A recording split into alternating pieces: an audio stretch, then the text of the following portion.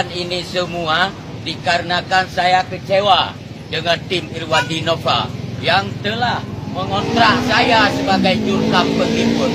Tetapi hasil jeringan saya, hasil jeripayah saya dan juga anak buah saya tidak dibayar oleh tim Irwandi Nova yang pada kesempatan itu ditandatangani, dikontrak saya oleh Tiong atas persetujuan Irwandi Yusuf dan juga persetujuan dari Nova Iriansyah. Begitu saja mereka terpilih, begitu berhasil, saya tidak dianggap. Malah honor saya pun tidak ada dibayar lagi. Cuma dikasih uang operasional saja. Begitulah keangkuhan dan kesombongan para pejabat.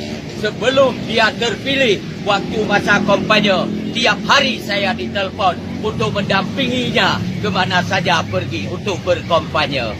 Tetapi setelah terpilih, saya tidak dianggap. Sakit saya datang ke Pendopo 2, mohon untuk jumpa dengan PLT Gubernur. Tapi dari jam 9 pagi saya tunggu sampai jam 6 sore, tidak mau dia jumpai. Karena sampai saya tidak makan siang hari itu karena tidak ada uang. Karena saya hari itu sakit. Dari rumah sakit dibawa oleh anak saya ke Pendopo 2 untuk menghadap beliau. Tapi tidak open. Kalau sebelumnya saya dibuat waktu kampanye seperti raja. Saya tidak menyalahkan siapa-siapa. Yang saya salahkan adalah tim Irwandi Nova.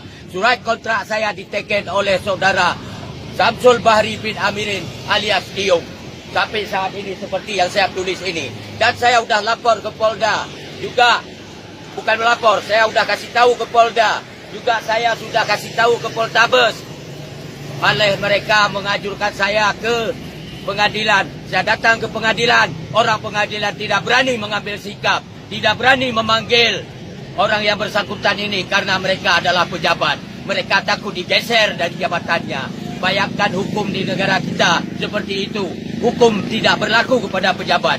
Hukum berlaku kepada masyarakat. Begitulah bajingannya penegak hukum di negara kita.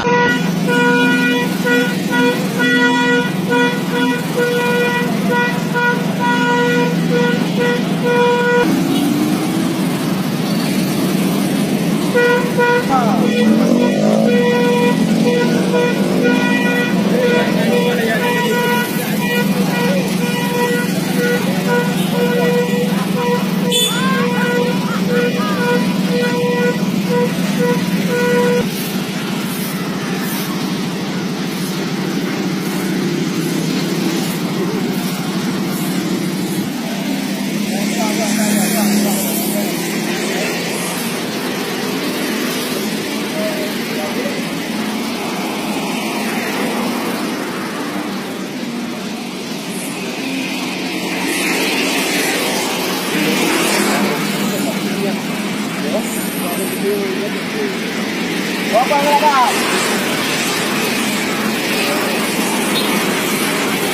Saya pak.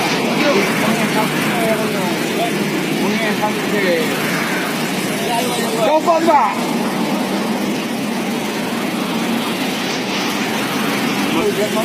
Aku mau yang itu. Oh, preman ini.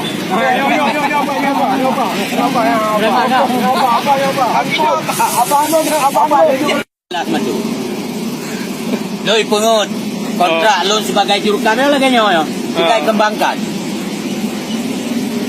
Jadi jangan dipikir saya bodoh. Saya udah ke Polda melaporkan kasus ini.